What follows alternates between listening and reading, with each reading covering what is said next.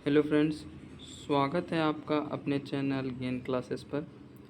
आइए आज हम लोग नियंत्रण व समन्वय के टॉपिक्स को पढ़ते हैं। ये बहुत ही इम्पोर्टेंट टॉपिक्स है और इससे ग्रुप डी में एग्ज़ाम में क्वेश्चन आएंगे ही आएंगे, ये निश्चित है। तो सबसे पहली बात है, एक कोशिकीय जीव अमीबा, पैरामीशियम, क्लेमाइडोमास जैव प्रक्रम एक ही कोशिका से करते हैं, जबकि बहुकोषीय जीव में अंग पर नियंत्रण के लिए तंत्रिका तंत्र पाई जाती है। यही बात है कि एक कोश के जीव में किसी भी प्रकार के तंत्रिका तंत्र नहीं पाई जाती।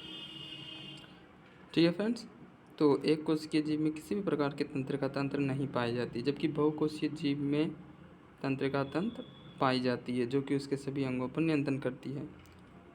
थर्ड पॉइंट है फ्रेंड्स,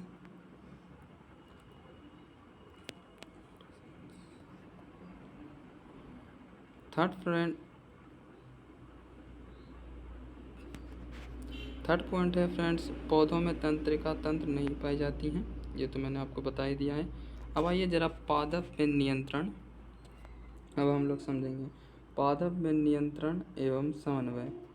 ठीक है, नीचे आप बढ़ जाते हैं। देखिए, पौधों द्वारा बाहरी कारणों को सेंस कर अपनी गति को दर्शाने इसे अनुवर्ती गति या इसी को ट्रोपिज्म गति कहते हैं। ठीक है, अब आते हैं, समझ लेते हैं अनुवर्ती गति कितने प्रकार का होता है। अनुवर्ती गति कुल 4 प्रकार के होते हैं। ठीक है, कितने टाइप्स के होते हैं? कुल 4 प्रकार के होते हैं। ठीक है, आगे बढ़ते हैं हम लोग। कुल 4 प्रकार कौन कौन होते हैं, आइए ज़रा समझ लेते हैं। तो पहला होता है प्रकाशानुवर्तन। ठीक है, प्रकाशानुवर्तन में होता क्या है? तो पौधे के शीर्ष का सूर्य के प्रकाश की ओर अग्रसर होना, यह प्रकाशानुवर्तन को दर्शाता है। वहीं पर गुरुत्वाकर्षण अनुवर्तन पौधों की जड़ों का पृथ्वी के अंदर की गति गुरुत्वाकर्षण को दर्शाता है।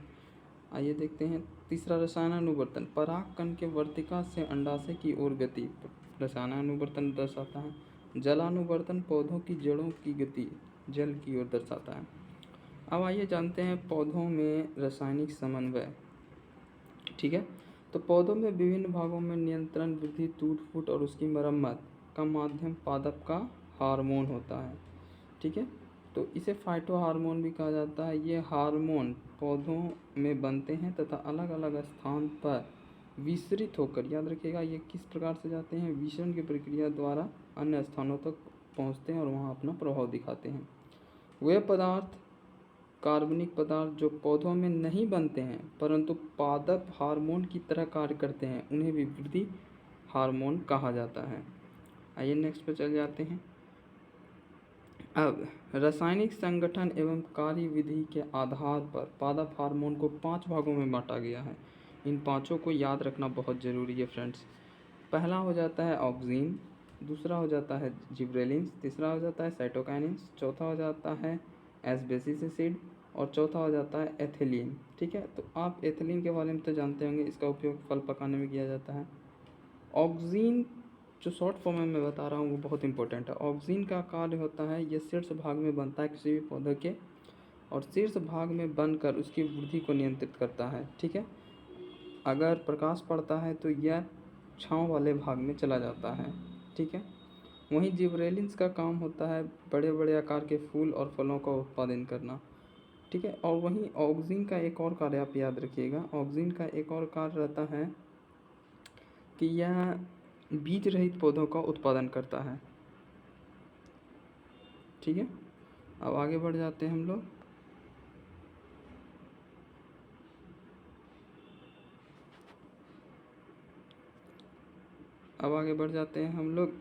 अब पढ़ लेते हैं हम लोग साइटोकाइनिन्स के बारे में।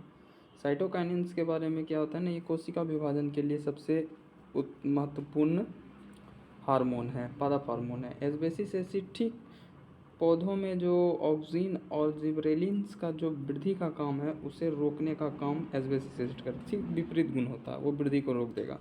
एथिलीन का आप जानते हैं फल पकाने। आइए अब हम लोग इसका डिटेल से अध्ययन करते हैं। सबसे पहले ऑक्सीन हो जाता है। ऑक्सीन, तो देखिए ऑक्सीन बनता कहाँ है पहले ये जान लीजिए। ऑक्सीन।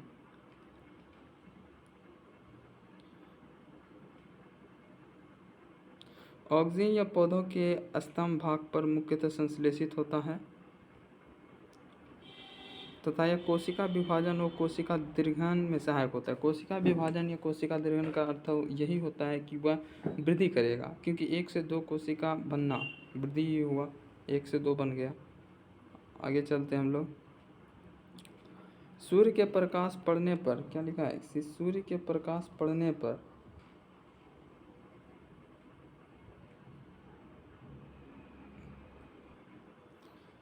क्या लिखा है, सूर्य का प्रकाश पड़ने पर यह छाया वाले भाग में चला जाता है। कोशिका दीर्घन से ऑक्सीन तने में वृद्धि करता है। स्तंभ शीर्ष काट देने पर, जब आप देखते हैं किसी भी पौधे का जो शीर्ष भाग काट देते हैं तो वहाँ से कहानी फूटने लगती है, तो उसी के बारे में यह अपना काम करता है। तो स्तंभ शीर्ष काट देने पर वृद्धि रुक जाती है तथा पार्श्व शाखा निकलने लगती है। ये पार्श्व शाखा उसी को दर्शा रही है, जो 2-3 शाखाएं निकल जाती है। ऑक्सीन का उपयोग कहाँ किया जाता है, देखिए बीज रहित, ऑक्सीन का उपयोग कहाँ किया जाता है, बीज रहित फलों के उत्पादन में सहायता करती है, इसीलिए ऑक्सीन का उपयोग वहाँ किया जाता है। आइए दूसरा हार्मोन्स के बारे में चल लेते हैं। एस्बेसिस एसिड, जिबरेलिन्स जो है ये एसिड प्रकृति का होता है, ठीक है। कोशिका विभाजन और दीर्घन में ये भी काम करता है, ऑक्सीन की तरह सेम टू सेम काम करता है, ये भी लंबाई बढ़ाने का कार्य करता है। इसका उपयोग बड़े आकार के फल और फूल के उत्पादन में किया जाता है। मोस्ट इम्पोर्टेंट है, बड़े आकार के फूल और पौधे का उत्पादन में करा जाता है। आइए, बीज रहित पौधों में ये ऑक्सीन की तरह सहायक होता है। बीज रहित पौधों में ये ऑक्सीजन की तरह सहायक होता है, लेकिन बीज रहित पौधों में अगर उत्पादन पूछे तो ऑक्सीजन मारिएगा, ठीक है। अगला चलते हैं, साइटोकाइनिन के बारे में जानते हैं। यह हार्मोन पौधों की जड़ों व भ्रूणकोश में बनता है। साइटोकाइनिन कहाँ बनता है, भ्रूणकोश में बनता है। दूसरा पॉइंट है, ये कोशिका द्रव के विभाजन में मुख्य भूमिका निभाता है, ठीक है। ये कोशिका द्रव में विभाजन में मुख्य भूमिका निभाता है, ये इसका बहुत इंपॉर्टेंट है, BVI कर लीजिएगा। कोशिका द्रव को इंग्लिश में प्रोटोप्लाज्म कहा जाता है। अब आगे पढ़ते हैं, ये पर्णहरित को काफ़ी समय तक नष्ट होने से बचाता है। ये भी एकदम मोस्ट इम्पोर्टेंट पॉइंट है साइटोकाइनिन का। यह पर्णहरित को, ये क्या करता है ना, पर्णहरित को नष्ट होने से, काफ़ी समय से नष्ट होने से बचाता है, ठीक है।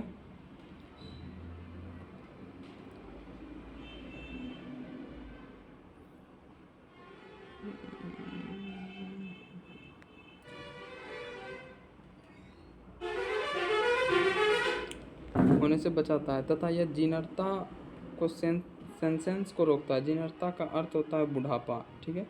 अब ये जान लीजिए, जीर्णता का अर्थ क्या होता है, बुढ़ापा।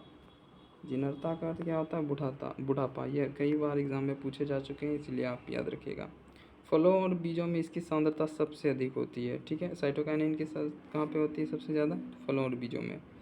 अब आ जाते हैं हम लोग एस्बेसिस एसिड में। यह वृद्धि रोधक हार्मोन है जो जिब्रेलिन एवं ऑक्सीन के प्रभाव को उल्टा कर देता है। क्या कर देता है, जिब्रेलिन और ऑक्सीन के प्रभाव को उल्टा कर देता है। एक ऐसा हार्मोन है, तो यह हार्मोन जो है वृद्धि रोधक हार्मोन है। इसका उपयोग रासायनिक तौर पर किया जाता है। इसे पौधों पर छिड़कने पर पौधों की पत्तियां शीघ्र ही विलगित हो जाती है, मतलब गिर जाती हैं। ये पत्तियों को मुरझाने और विगलन में सहायता करती है। ये कलियों की वृद्धि और बीजों के अंकुरन को रोकता है। नाम से पता चलता है एस्बेसिस एसिड वृद्धि रोधक हार्मोन है, तो हर चीज़ में वृद्धि को रोक देगा। कोशिका विभाजन व कोशिका दीर्घन भी रोकता है। एथिलीन, यह गैस के रूप में पाए जाने वाला हार्मोन है। यह प्राय उन पौधों में पाया जाता है जो प्रतिकूल परिस्थितियों में रहती है। ये फूल, फल, बीज, पत्तियों और जड़ों में उत्पादित होते हैं। पौधों व तनों के अग्रभाग में पाया जाता है तथा विस्तृत होकर फलों को पकाने में मदद करता है। और कृत्रिम रूप से फल पकाने के लिए इसी का उपयोग किया जाता है। इसे फल पकाने वाला हार्मोन भी कहा जाता है।